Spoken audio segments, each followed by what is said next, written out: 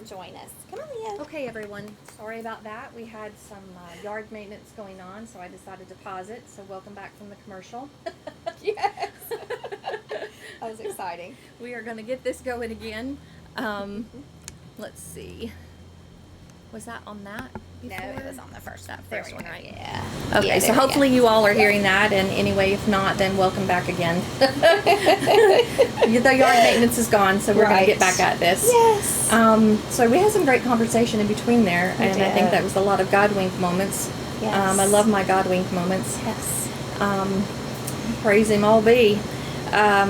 So let's move on to the next question, so we can kind of stay on track. But we were talking about being too much. Yeah. For Oh, someone. yeah, Yeah. absolutely. And maybe I could go back and recap a little bit that we talked Go about ahead. in between our commercial time, right? Yeah.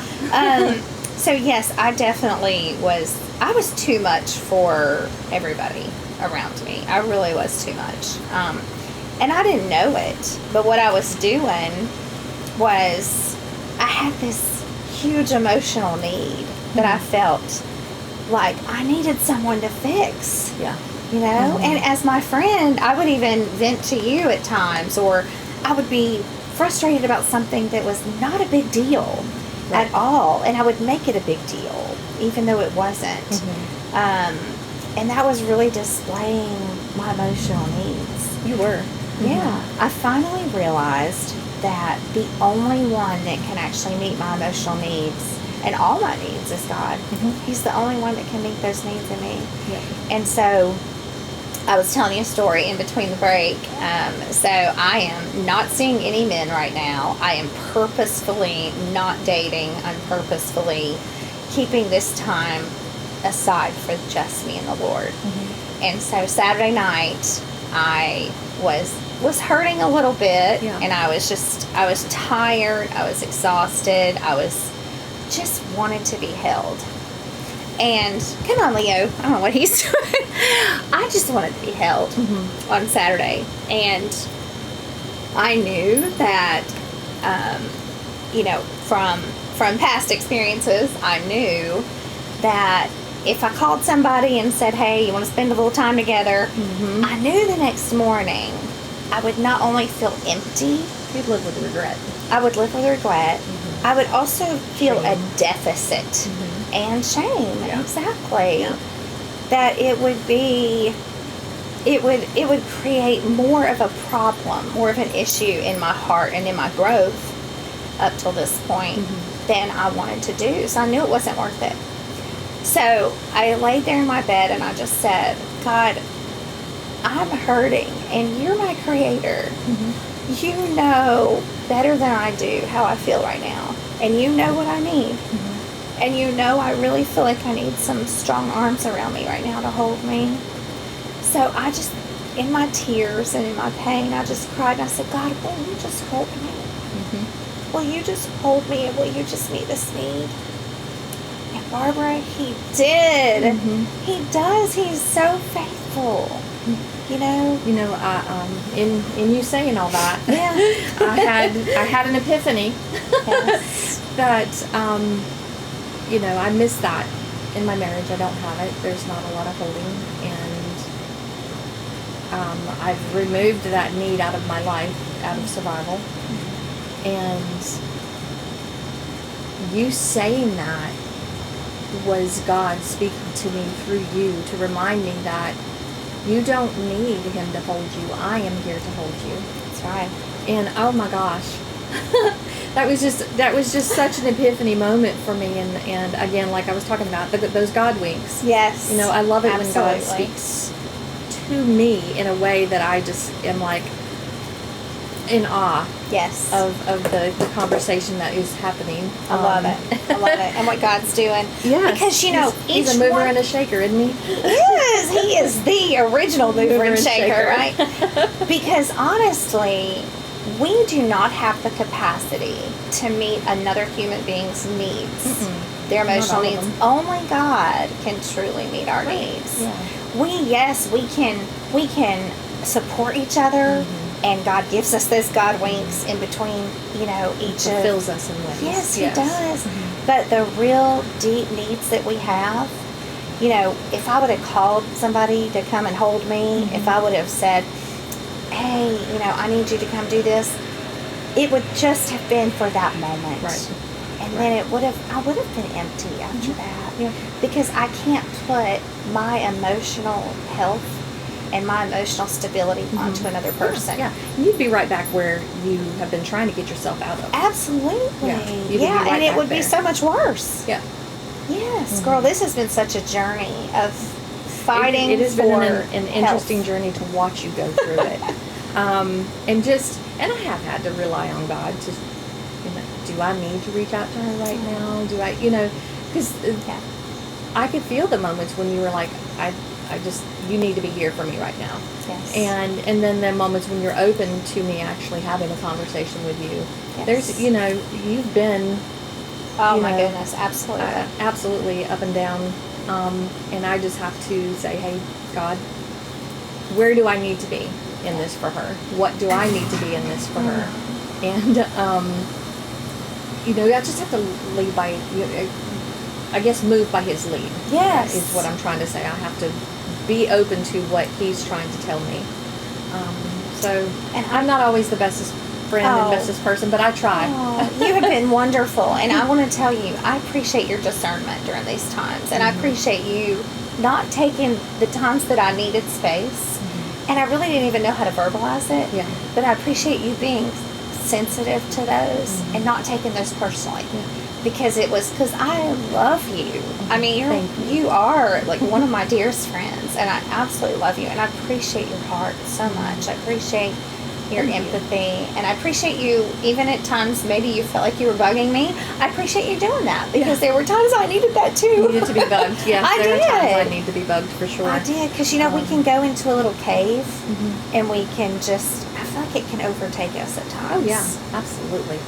Sometimes I swallow myself up in my own self-pity and yes, desire to figure out where I'm supposed to be, but don't know how to figure that out, and not leaning on God for those answers and trying to do it myself. Yes. And you're going to stay in that struggle bus if you don't lean into Him. That's right. Because it's that pride. Yeah, absolutely. It's that pride in us that says, I got this, I can do this myself. Yes. God shows me real fast that I am dependent upon Him. Yes. For everything. I have my struggle bus moments for sure.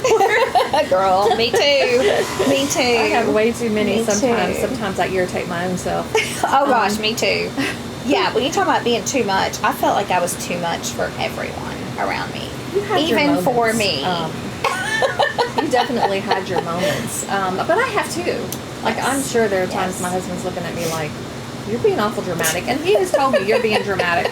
My children have told me, Mom, you were just a little dramatic there. I am not a dramatic person. Stop. What are you talking about? Just slam this thing down on the floor. I'm not dramatic. Yes, well, watch me be the one to slam the door That's just right. to express my emotions at the moment. That's right. Why did you slam the door? I didn't. Right, exactly. You really want to see me slam the door? I can slam a door. Yeah, I can You slam really a want to door. see me slam one? Some of these house doors won't slam right, but I can show you one that will. That's right. I love it. I love it. Oh my goodness. So what's something you had to unlearn in order to truly step into your purpose? Woo, girl. I love this question. That is a great. You come up with some fire questions. I've had so many unlearning moments in my life. Oh my goodness. I don't think there's just one ever. No, absolutely not. But I would say the biggest unlearning moment centered around religion for me. I was raised in the Southern Baptist Church as a preacher's daughter, my grandfather was the chairman of the deacons in the church, and the role that I learned to play was to create this world where people look at you like you live a perfect life Yes. based on this religion, and I call it a cult. Yes. I go so far as to call it a cult. Now, I would not say that everybody involved in those churches are cults. I would never say that. But for me, and the direction that I knew, the foundation that I had in the role that I was expected to play was definitely cult-like. Right. It was brainwashing. It was it was me feeling like I had to live up to these expectations. Right. Well, most of the churches I've ever attended, from Catholic on to Methodist to Presbyterian to non-denominational, I think I've attended all of them. To me, what I've found in a church is not so much community, but more of this is what God is. This is our story of what God is. Mm-hmm. And you must obey what we say. Yes. Or you don't believe in God. I've had to unlearn all that and learn that my relationship with God is my relationship with God. Yes. And it's not what the church tells me it should be. He's not what the church tells me. I have to go through and do the Bible study, in which I am doing right now, and have been doing now for over a year, and I have learned so much in the process. And Miss Jo does it with me. She's an older. She's in her 60s. I'm in my 50s. I love that. She's about 15 years older than me, so she has more wisdom. She's gone through things, and her take on things and my take on things, and we share the Bible study that we do for the day, and we send it to each other, and we discuss it. And, I love that. And she learns things new, because my perspective is completely different than hers. Yes. And then I'll be like, oh, I never thought about it that way. So it's a growth moment to know that you don't have to go to church and spend an hour in a cult, which is what you do in the Catholic Church, and up and down, and up Father, Son, Holy Spirit, and genuflecting, and all these things, and nothing. I love the Catholic Church. I love a Mass. I think it's beautiful. But I have my own identity outside of that. Yes. But they don't like that. They don't want you to have your own identity with God outside of that. So true. They don't. Yes, so you're exactly right. I get it. That unlearning moment is definitely an unlearning it's huge. moment. It is huge. And then I realized in unlearning that role or those roles that I played, and I played a huge role in a church. As a first lady, you do. With my ex-husband, and I led women's classes. I sang in the praise band. I would sing, and I taught youth classes, and I did a lot of things behind the scenes too. It was a burden to me. It was such a huge burden. And then to have to feel like I had to look like I had a perfect life. People have still said to me, I thought your marriage to, Roger was perfect. I thought you guys had the perfect relationship. Because that's the look. Portrayed. Yeah. That's what we portrayed. That's what I was taught. Yeah. That's what I was groomed to do, to make people think that things were great. Right. Come to realize though that deep down I felt like I had imposter syndrome. Oh yeah. I suffer from it. Yeah, I knew all those years, especially the last few years, I knew that deep down that there was something I had to dig deep inside and feel like I could really figure out who I was at some point in time. Yeah. And honestly, March 15th of 2021, when that dump truck hit me, was the biggest favor of my life. Yeah. Oh. Looking back, I really do praise God for it. In the fact that you could see that as a blessing and move through your life knowing that was a blessing. Anybody else in your shoes that don't have the connection with God that you do, even though it's waived sometimes, they live in misery. Yes. Absolutely. They hate life. Oftentimes will end up killing themselves because they don't. Their whole world changes so much. When you have amnesia, your whole world is gone, and people don't make it through that. Right. But I truly believe that your love for God and your grounding in that from day one for you, even though some of the people in that have been bad, has been astronomical from where you are now. Oh, absolutely. And absolutely. That's it's. And I've got stories. I tell you, there were a couple of times I did try to take my life, and God would not allow it. Right. He put stops in place, and there were times that that he totally rescued me. I was done.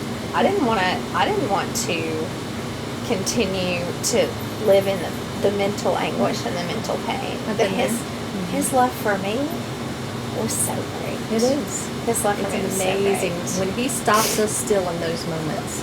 Yes. Because we both have experienced something similar in that. Yes. And when we both wanted to not be here anymore, and we had made that decision, we were not going to be here anymore. Right. And we picked one of the biggest ways to go out. Yeah. And that biggest way don't show up, and God stands there and says, not right now. Isn't that something? Then you've got to figure out, okay, so what am I supposed to be doing? Right. I am so lost. Yes. Please find me. Yes. Because I can't find my way back to you. And that's how he does it. Because when we come to the end of ourselves, yeah, trains are typically on time. Typically are. They weren't for either one of us. For us. That's so, right. Yeah. That's gonna. Yeah.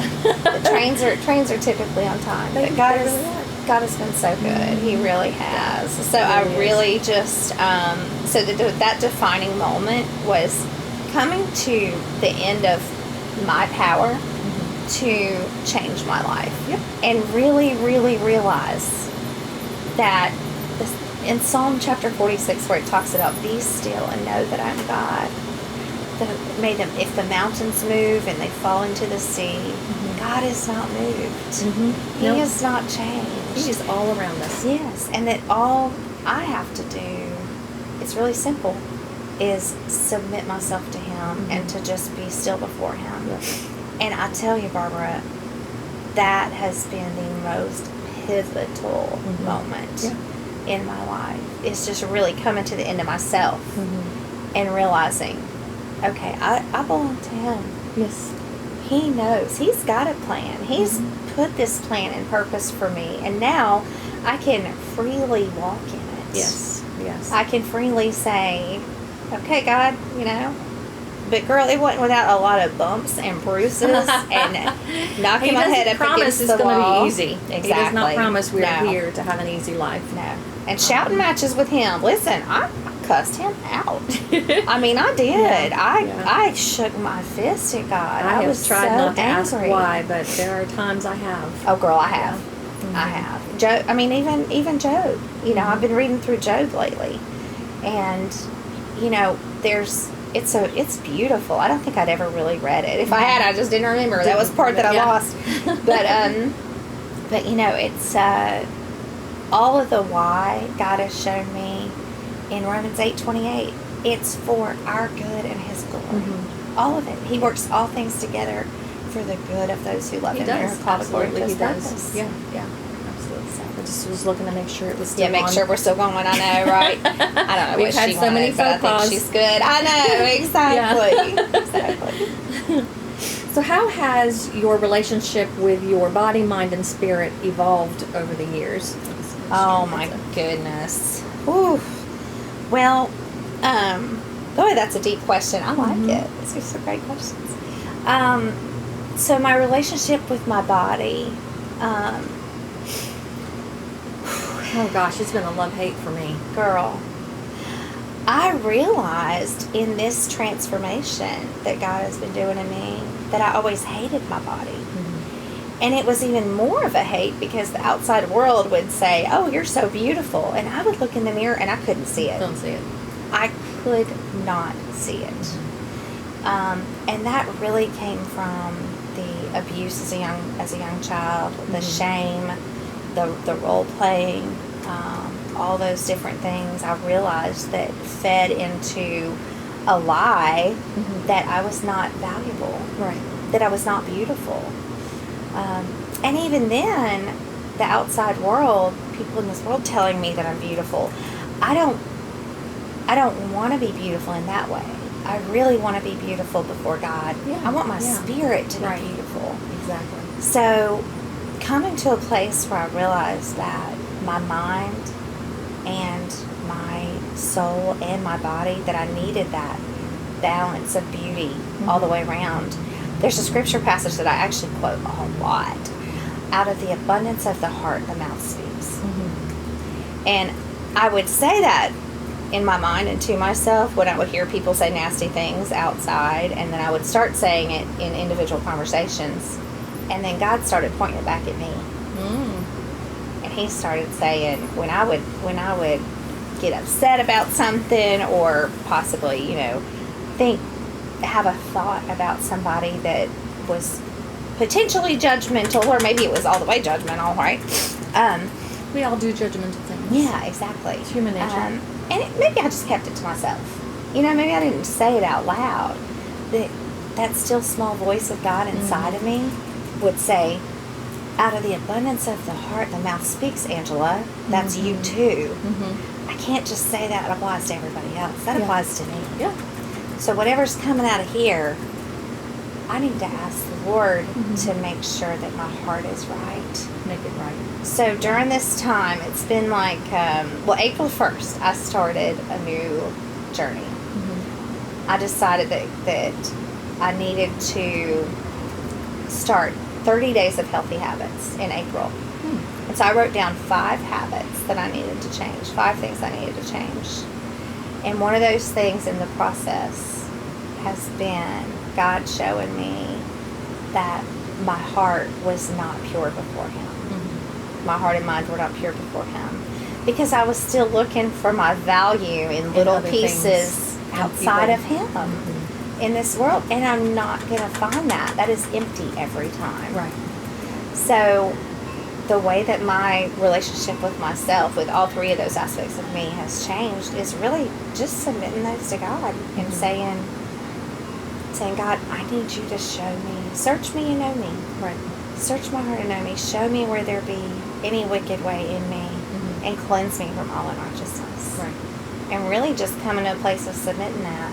And I can sit here and quote all these scriptures, girl, and I praise God for that. But let me tell you, it's not, though, because I hadn't been in the trenches. Oh, no, you've definitely been in the trenches. Yeah. So I'm not holy, exactly. I'm not holier than thou. I'm not above. I'm not better than anyone. I just want to be who God says I am. Right. And I want to encourage other women to find their value in Him too. Yeah, I definitely, I'm like you. I found my value in my kids. Yes. Tried to find my value in my relationship. And in the midst of all of that, we lose ourselves. Yes. And then when we're faced with an empty nest, we got to figure out who we are. And, outside of being a mom and a wife, what am I? Like, what good am I? Like, you just don't feel like you have any worth in life at that point. Right. Because all your worth has been in all of that. Yes. Having the career that I have, I've found a little bit of worth there. Yes. Because we help people. Yes. And it's a nurturing thing, and we still get to nurture. It's not easy. No. By no means our career choice, because we're both realtors. Our career choice is difficult. Very challenging. It's very challenging. And people are not loyal. And things hurt, and we lose money routinely. Absolutely. We have to be counselors. We have to be counselors and tell people the law, but we're not attorneys, and we have to solve all their problems. There's right? a lot. Oh yeah, we definitely are problem solvers. And then when something goes wrong, whether it's something we did or somewhere down the line somebody else did, it's. It comes back on us. Yeah, we're the first line of contact. Exactly. So, yes. Yeah. So what's a truth you carry today that you wish your younger self had known? Oh my goodness. Mine would be that God, I don't need anybody else. Yes. But I need God. Yes. I love that. That's beautiful. I've beautiful. Found my worth, as we were just talking about, in everything else. Yep. But never found my own worth. And that was empty. And all those other things were empty. Yeah, I'm still at 52 on the struggle bus trying to figure this out, when I'm now realizing that, okay, I need to find I've got faith. Right. I've carried that with me. It's kept me sane. Yes. Because many things in my life should have made me absolutely crazy or go down a path that, most don't recover from. Right. But finding my worth in God and knowing that I bring value to the world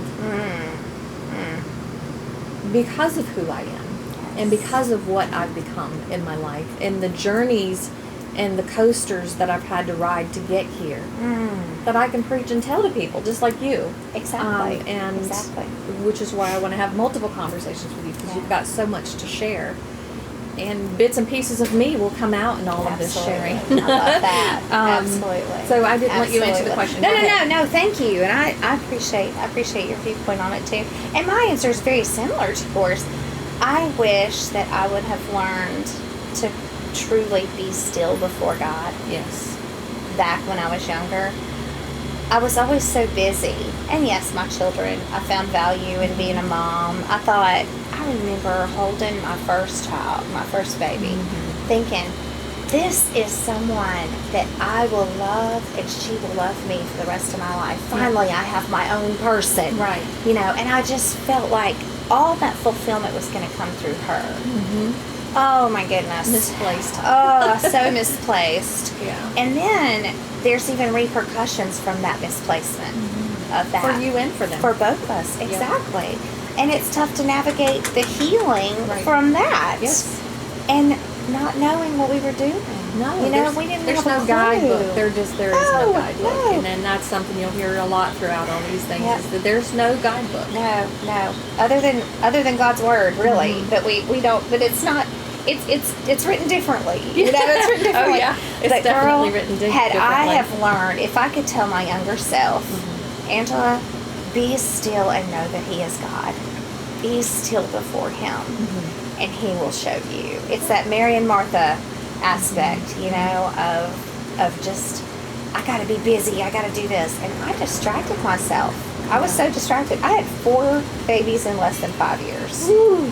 You want to talk about distraction? Woo. Yeah, you Girl, definitely had to be distracted. I kept myself so busy.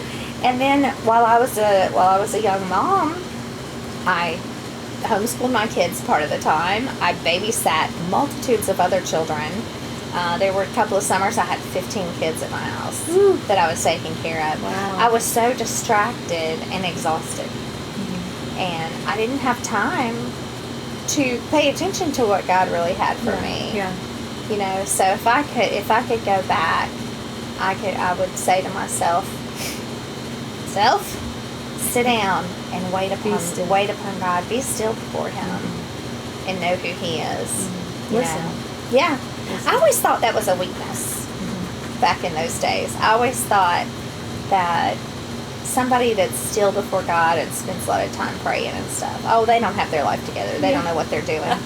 Girl! That's what the church wanted you to think. Right, exactly. Yeah. And Satan, the enemy, he wants us to think that. Absolutely. He ties all that in. So that's definitely, that would be the key for me. Remember when we went to the thing with Brock down by Charlotte, by Lake Norman or whatever January, it was?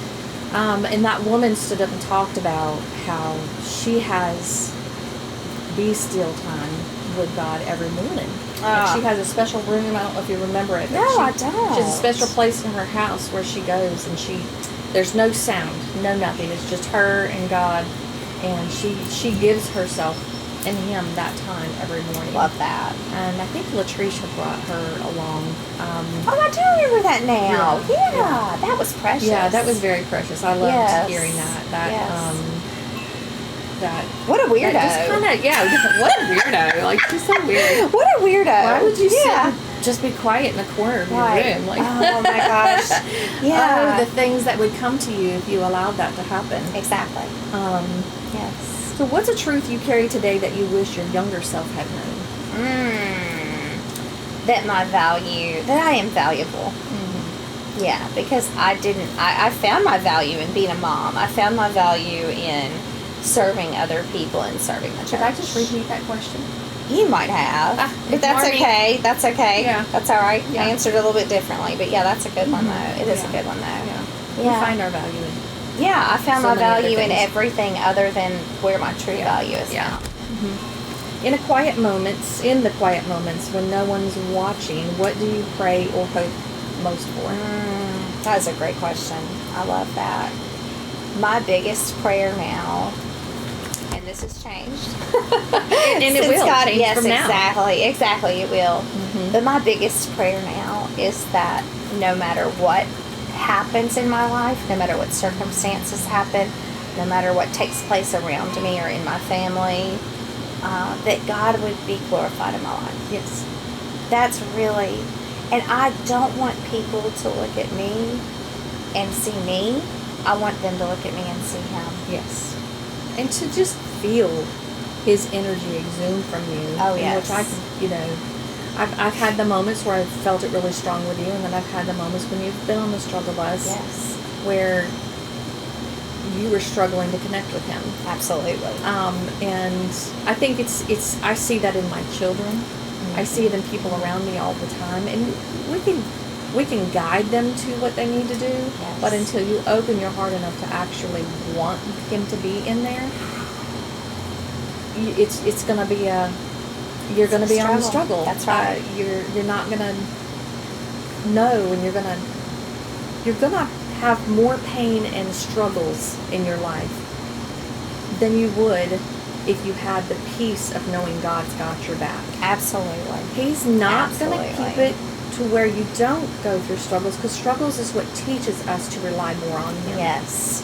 It teaches us to be stronger people. Absolutely. And to be more grounded in our beliefs. The struggles that we go through in life are to teach us. Yes. And it's not meant to bring us to our knees. No. We end up on our knees Him. because we don't have our connection with God. That's right. That adversity in our life creates a deficit in us and realizes that I can't do this. I'm not the superwoman I wish I was or I thought I was all those years. Yeah. You know, but he's so good and He's so faithful to meet us right where we are every time. Yeah. Every time. I don't remember which one of Brock's people says it. It's either Brock or Cullen. But he says, be where your feet are. Yes, I love that. Be where your feet are. And I'm pretty sure it's Cullen. But yeah, be where your feet That's are. So good. And I just have to remind myself of that sometimes, and I have to, when I'm feeling scattered and stressed and overwhelmed, then I'm just, just center yourself, be where your feet are. I like that. What's going on in the moment. Yes. And focus on that to work your way out from the rest of it. I love that. Yeah. My dad is he's got some funny little sayings, and he would say, I feel more like I do right now than I ever have before. Yeah. I'm sure you do. And it does exactly what you just did. What? It makes you kind of scratch your head and be like, okay. Yeah. But it's so true, you know, and just in that moment, placing yourself before God, grounding. Where's your grounding? Yes. You know, and that I didn't really have grounding before. I really didn't. And He's given it to me. It's not talked about a lot. It's not. But He's given it to me. In that still, in that quiet, in those moments where I do spend time with the Lord. And I'll tell you something really funny. Some of my friends have laughed about this recently. I used to be all over the place with my sleep. I mean, I could stay up until maybe 11 or midnight, you know, get up around, 7 or 8 o'clock and kind of roll out of bed. This is realtors. We can have a little bit of Yeah. And sometimes I would be like, man, I kind of need a schedule, but I definitely don't want to go punch a clock, right? I'm grateful for my career, for sure. I'm grateful for the flexibility. But in my 30 Days of Healthy Habits that I started April 1st, that was one of the things that I prayed. I prayed that God would help me to get up early, that He would wake me up early to spend time with Him.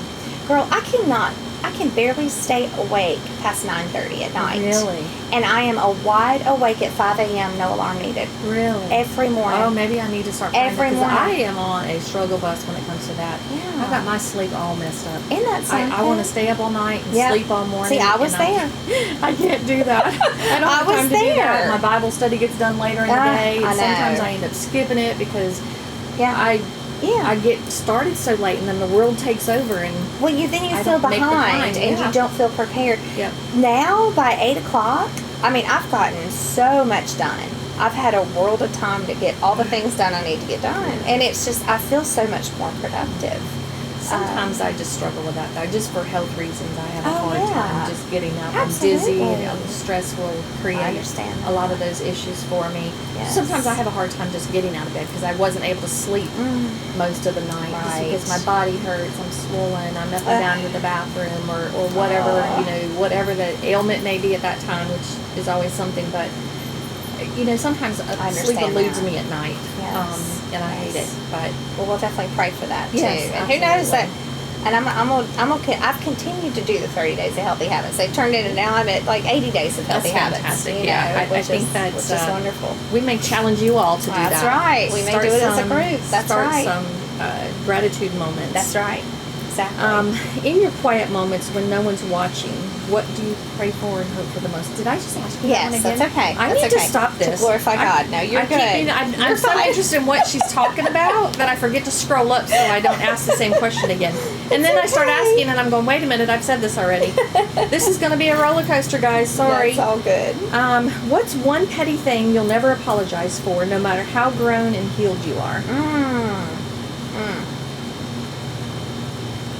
Being who God has called me to be and walk in. And it's so funny how the world will think that that's petty. Yes, exactly.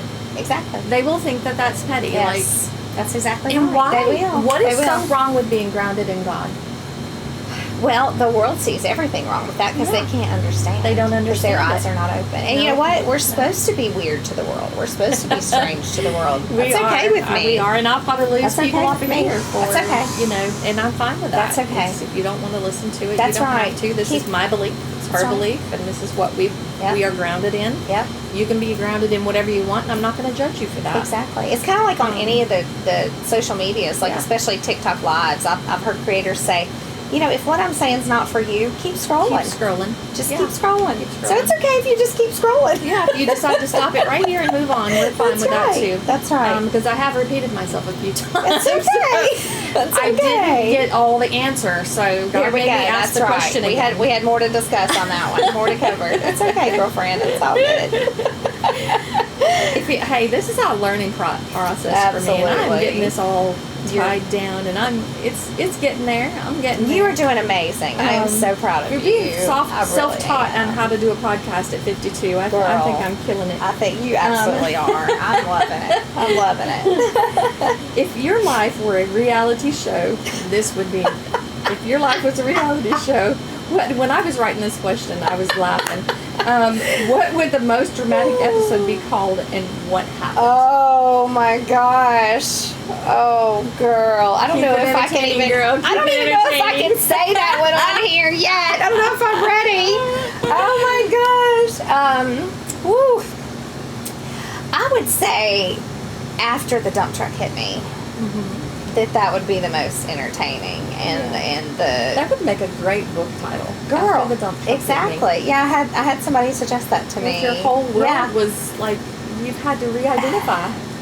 It was literally like I was in a pressure cooker of sorts, and my world just exploded. And here I am. I was 46 when I got hit by the dump truck, and I thought I was 20.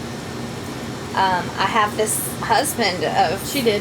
Yeah, I did. Really? Yeah. Because I don't even remember us meeting before. I don't remember you from before. I knew we were Facebook friends, and I think I was supposed to know you, but I didn't know you. Yeah.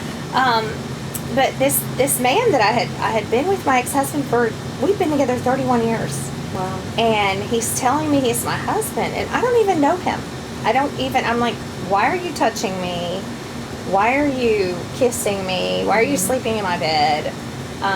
These 4 adult people walking around calling me mom that I thought we were the same age. Yeah, I have 4 kids in their 20s, and then these roles that I was supposed to fill at the church. And I remembered my siblings and my parents, but they were all old. I was like, what is up with y'all?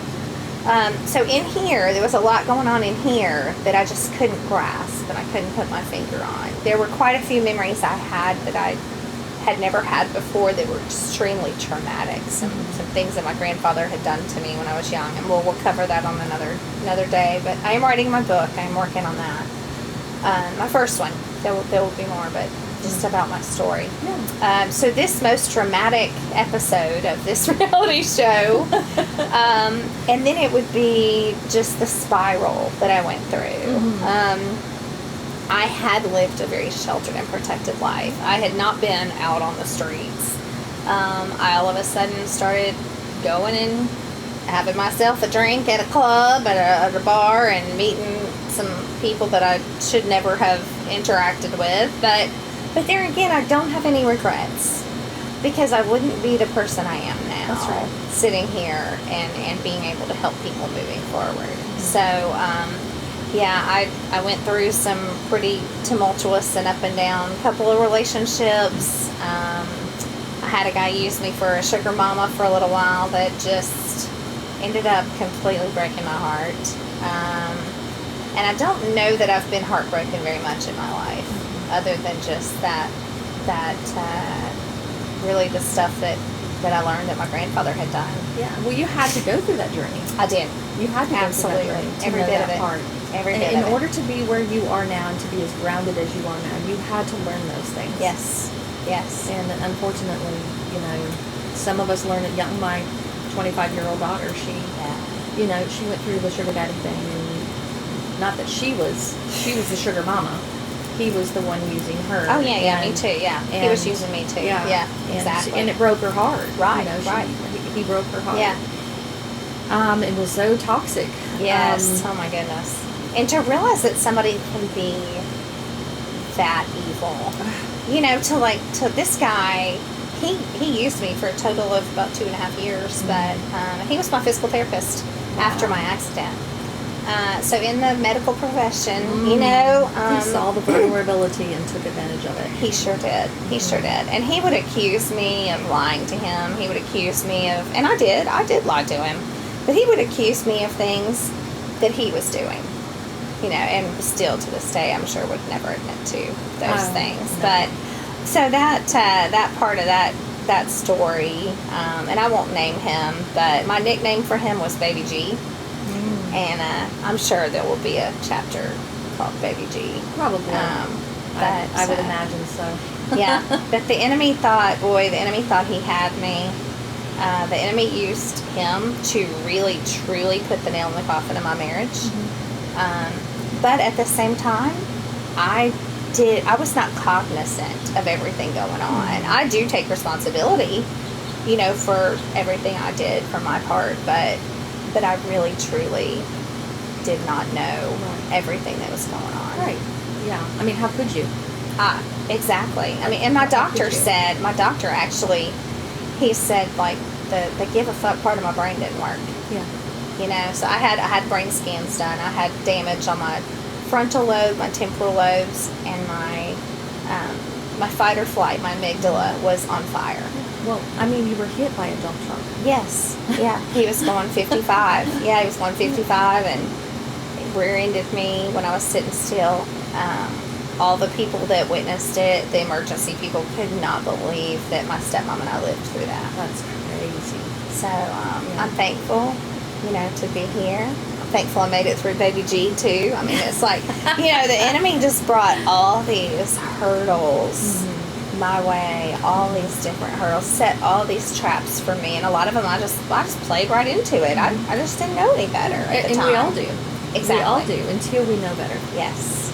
Until we know better. That's right. What word of advice would you give women our age right now as being single women for them, or the ones of us that are married? What word of advice would you give us at this age of how to move forward? Because we just kind of are lost. You're right. I just sometimes don't even know what to do with myself. I'm getting more and more grounded. Yes. But I got my identity and, the imposter syndrome that we suffer from. Yes. What would your advice be? That's a great question. So I feel like so many of us, we have just played all these roles. And so many of us are still playing those roles. And we really don't know who we are deep down. Yeah. And we do feel that imposter syndrome. My biggest advice would be find that place that you can get still before God. you know, a lot of times we don't want to be still because when we are still, the pain from our lives comes up. Yeah.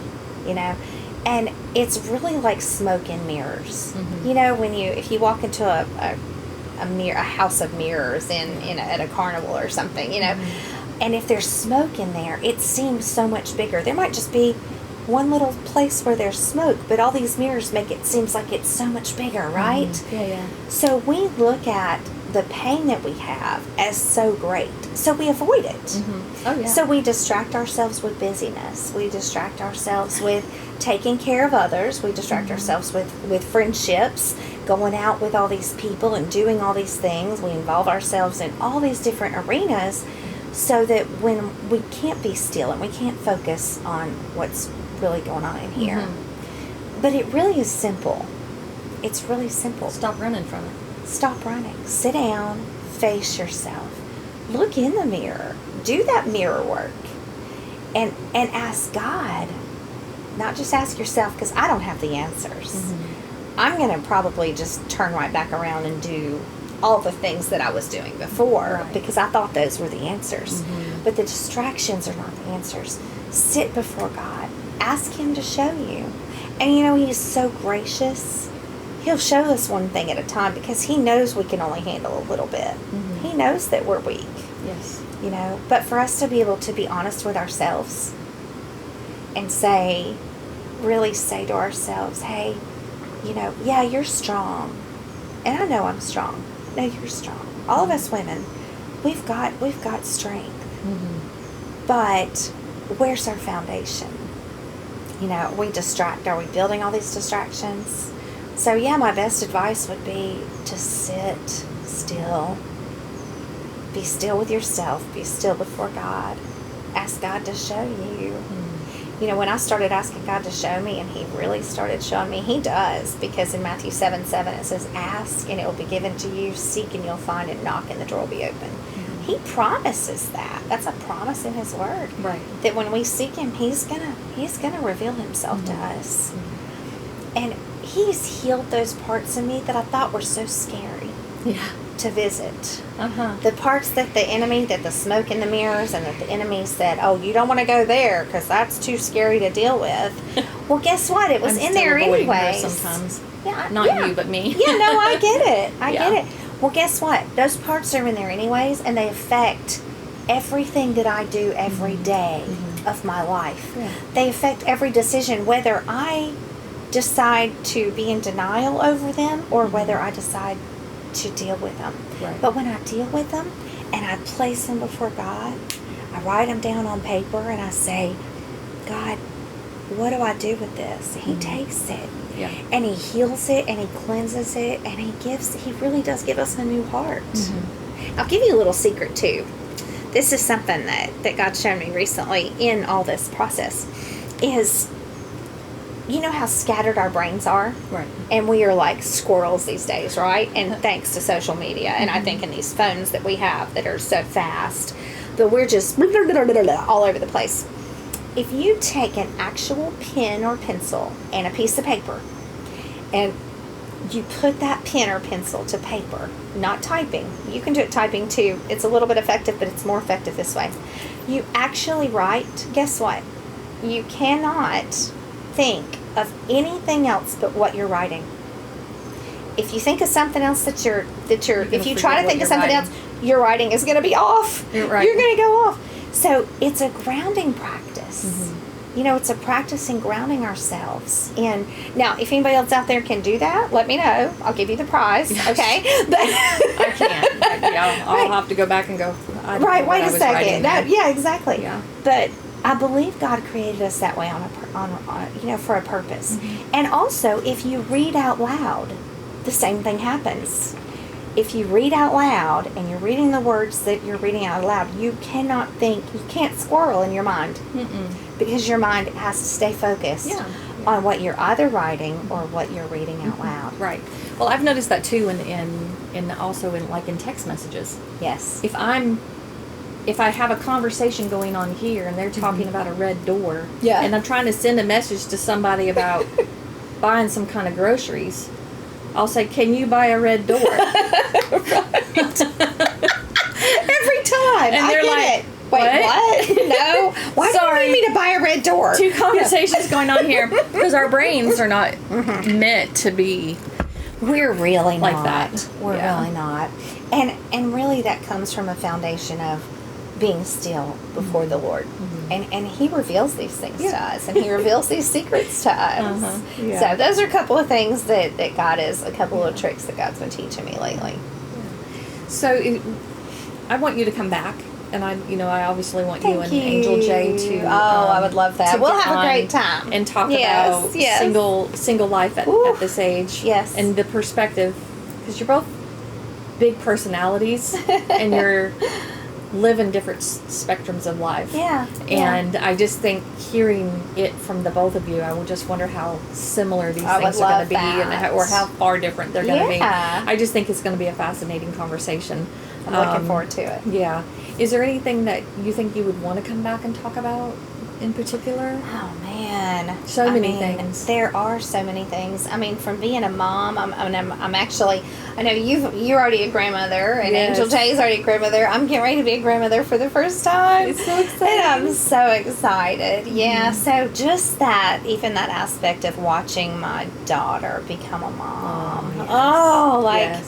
That part for me coming full circle and just being so excited, about that.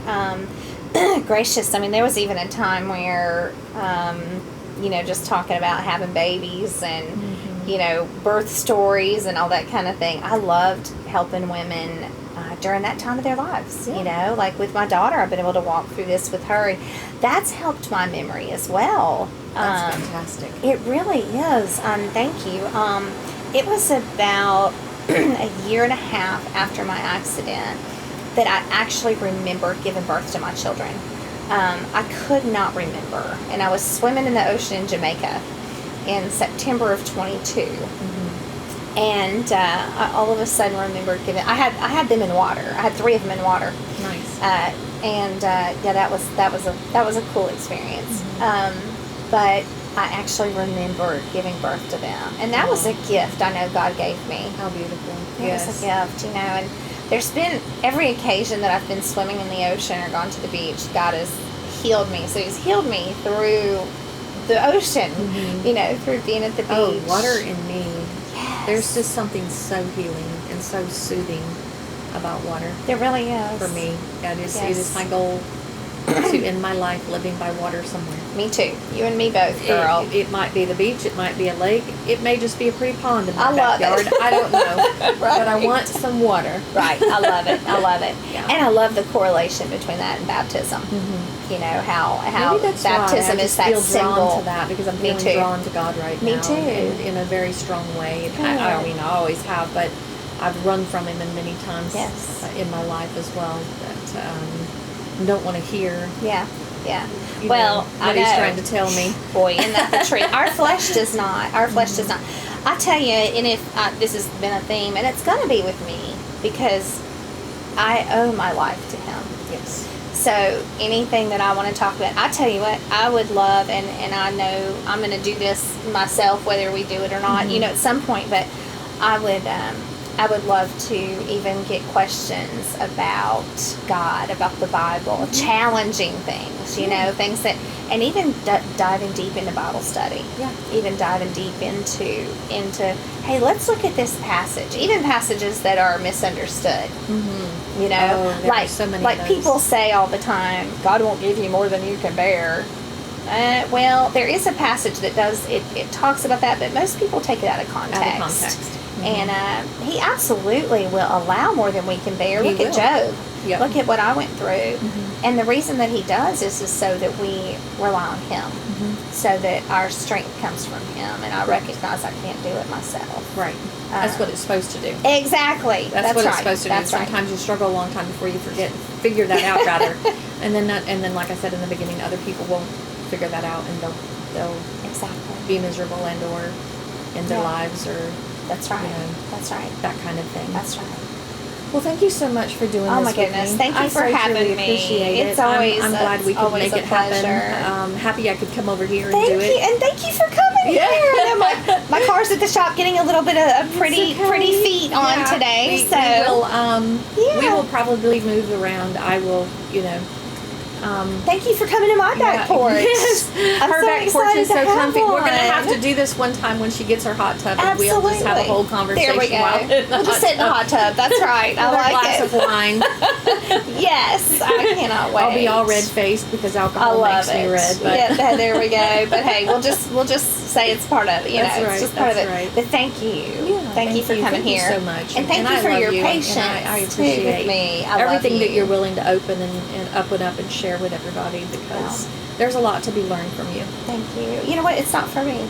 It's not for me. Right. God has done it in me, but it is truly for me to share with other people. And I am humbled to be able to be a vessel for Him. Get me crying. I really am. Thank you. I appreciate you, friend. We're not crying.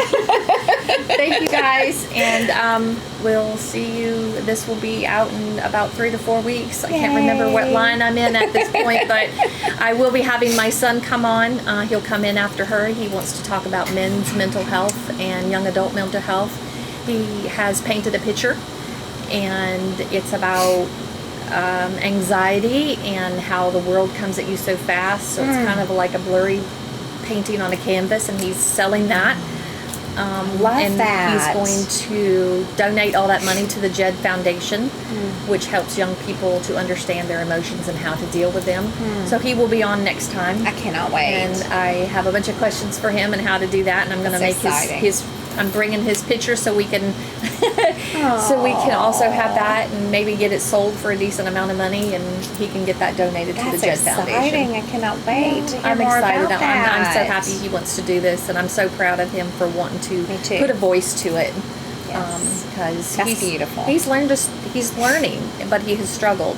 And as a parent, we do our best to try to teach him how to deal with their emotions, but everybody deals with emotions in a different way. Yes. And you can only teach but so much, and then they have to figure it out on their own. That's right. So he's currently doing that and going through therapy. And I love that. He's 20 years old and has such a big heart and picture about what to do with this. Praise God. And yes, sounds I'm so like excited. Calling to me. Yep, he will be. That will be our next episode. So we do finally have a young man on. Yay! Yay! Thank you, guys. Thank you. See you next time.